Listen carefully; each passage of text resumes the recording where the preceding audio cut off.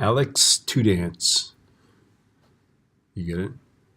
Measures a voltage of 25,000 volts near a Van de Graaff generator whose dome. What's the radius of your dome? All right, what's the charge on the dome? Okay, so we're just solving for R, right?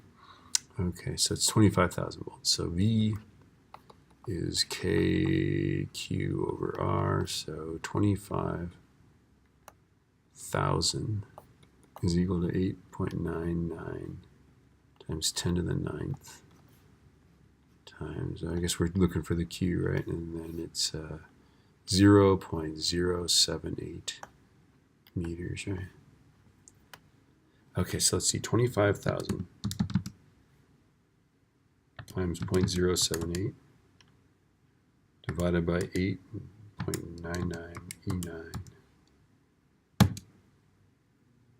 And that is 2.169 times 10 to the minus 7th coulombs, or 21 point, whoops, it goes the other way, 0.2169 times 10 to the minus 6th coulombs, right, or 0.22 microcoulombs, right? So you look at the answer, you're like, oh, I didn't get the right answer. Well, you did, probably.